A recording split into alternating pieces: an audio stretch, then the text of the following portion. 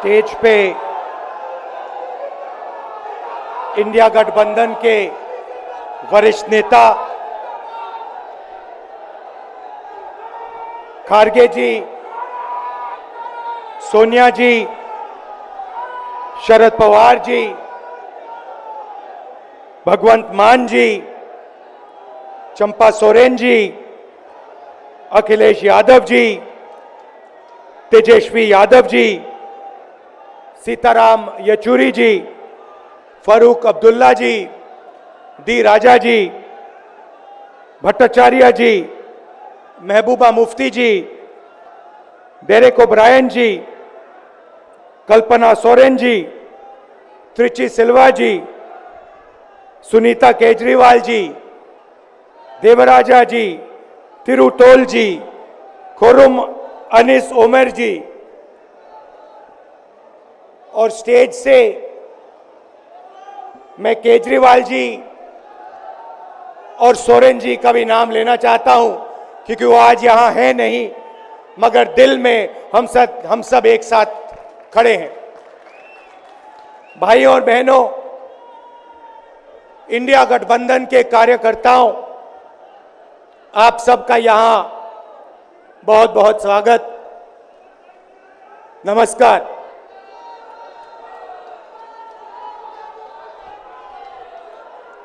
आजकल आईपीएल के मैच चल रहे हैं, देखते हो आप लोग। मैच फिक्सिंग शब्द सुना है आपने? सुना है? जब बेईमानी से एम्पायर पर दबाव डालकर प्लेयर को खरीदकर कैप्टन को डराकर मैच जीता जाता है। क्रिकेट में उसको मैच फिक्सिंग कहा जाता है। हमारे सामने लोकसभा का चुनाव है। अंपायर किसने चुने? नरेंद्र मोदी ने।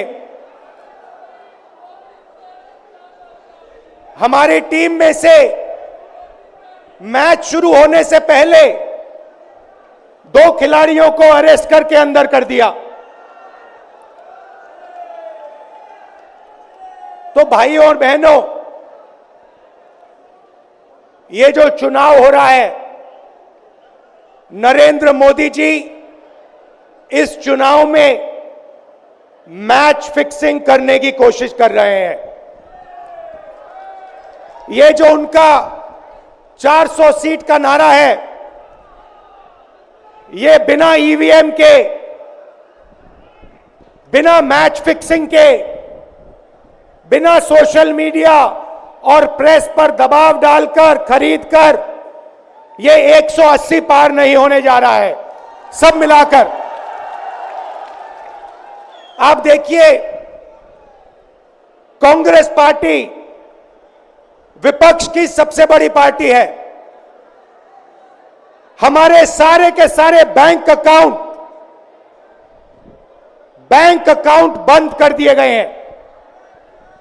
चुनाव के बीच में देश की सबसे बड़ी ऑपोजिशन की पार्टी के सारे अकाउंट बंद कर दिए। हमें कैंपेन चलाना है, हमें लोगों को प्रदेशों में भेजना है, पोस्टर लगवाने हैं। सारा का सारा जो हमारे रिसोर्सेज हैं, बैंक अकाउंट बंद कर दिए गए। तो ये कैसा चुनाव हो रहा है? नेताओं को धमकाया जाता है, पैसे देकर सरकारों को गिराया जाता है, नेताओं को जेल में डाला जाता है। केजरीवाल जी को, सोरेन जी को ये पूरी की पूरी मैच फिक्सिंग करने की कोशिश की जा रही है। और ये मैच फिक्सिंग सिर्फ नरेंद्र मोदी नहीं कर रहे हैं। ये मैच फिक्सिंग नरेंद्र मोदी और हिंदुस्तान के 3-4 सबसे बड़े अरबपति मिलकर कर रहे हैं। यह सच्चाई है। और यह मैच फिक्सिंग क्यों हो रही है? भाई और बहनों, इसका सिर्फ एक लक्ष्य है कि हिंदुस्तान का संविधान, जिसने इस देश के गरीब लोगों को भविष्य दिया, सपने देखने का हक दिया,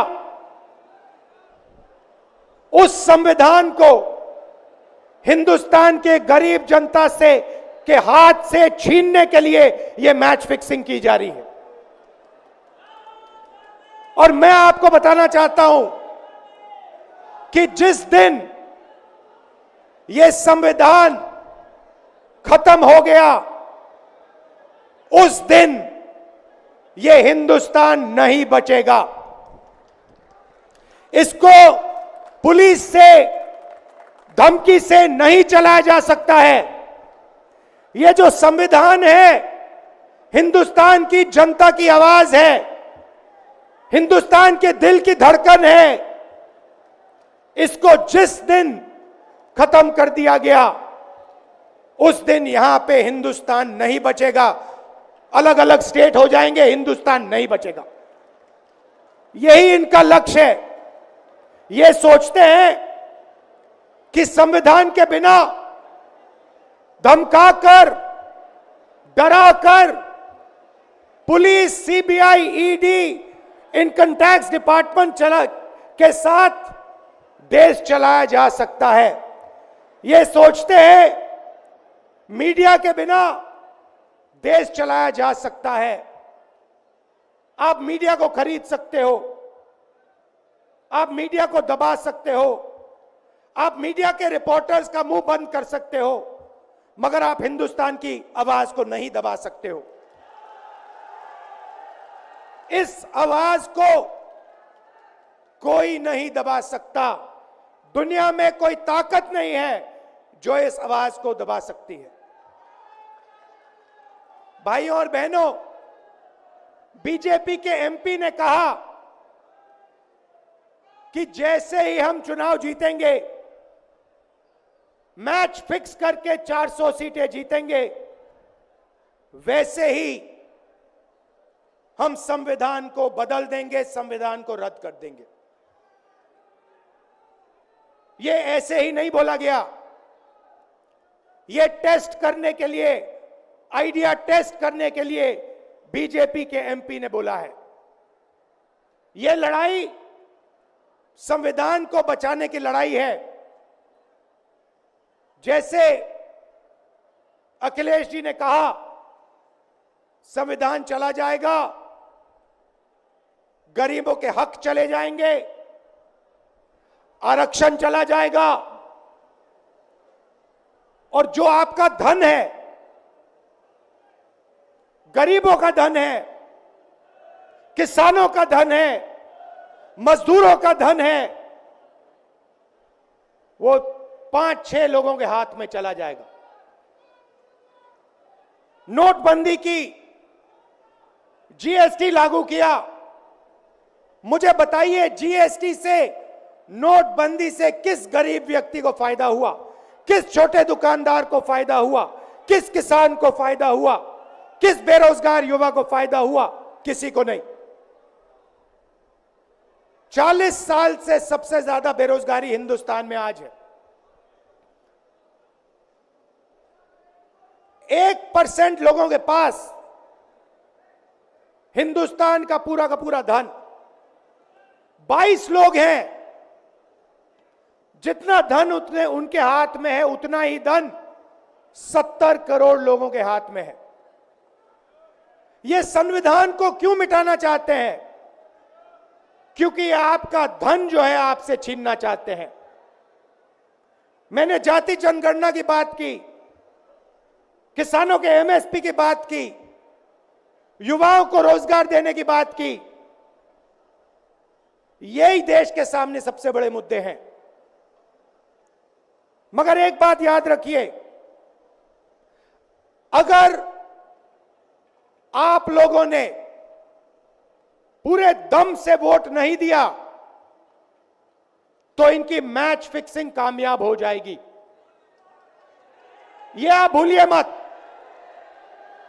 और जिस दिन मैच फिक्सिंग कामयाब हो गई, उस दिन आपका संविधान, हमारा संविधान खत्म हो जाएगा। जिस दिन संविधान खत्म हो गया, उस दिन हिंदुस्तान के दिल पर एक बहुत बड़ी चोट लगेगी। तो ये जो चुनाव है, ये चुनाव कोई मामूली चुनाव नहीं है। ये चुनाव हिंदुस्तान को बचाने का, संविधान को बचाने का, और जो गरीबों का हक है, किसानों का हक है, पिछड़े वर्गों का, दलितों का, आदिवासियों का, गरीब जनरल कास्ट के लोगों का हक है, उसको बचाने का हक है। उसको बचाने का चुनाव है। यह बात आप याद रखिए, क्योंकि अगर यह चुनाव जहां मैच फिक्सिंग की जा रही है, वो पूरे देश को दिख रहा है। बीजेपी के लोग कह रहे हैं, कल में से एक व्यक्ति मिलने आया, मुझे कहता है मैं ट्रेन से आया, मेरे साथ बीजेपी के कार्यकर्ता बैठे थे, उन्होंने कहा कि कुछ ना कुछ गड़बड़ है। यह सच्चाई है। इलेक्शन कमीशन के लोगों को नरेंद्र मोदी जी ने बैठाया, दो नेताओं को, दो चीफ मिनिस्टरों को जेल में डाला। चुनाव से कुछ ही महीने पहले अगर डालना था तो 6 महीने बाद डाल देते, 6 महीने पहले डाल देते। नहीं, चुनाव से 2-3 महीने पहले 2 चीफ मिनिस्टर को डालना था। आपने हमारे बैंक अकाउंट बंद किए। बैंक अकाउंट बंद करने थे, 6 महीने पहले करते, 1 साल पहले करते, 6 महीने बाद करते, कोई फर्क नहीं पड़ता। आप चाहते हो कि विपक्ष चुनाव ना लड़ पाए, और इसीलिए आपने कांग्रेस पार्टी के बैंक अकाउंट रद्द किए, आपने इलेक्शन कमीशन में अपने लोग बैठाए, आप जुडिशरी पे दबाव डाल रहे हो, क्योंकि आप चाहते हो कि मैच फिक्स हो, संविधान रद्द किया जाए और आप सत्ता में रहो। मगर भाइयों और बहनों, मैं सच बोलता हूं, और मेरी बात आप अच्छी तरह सुन लो।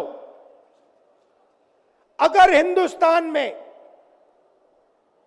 मैच फिक्सिंग का चुनाव बीजेपी जीते और उसके बाद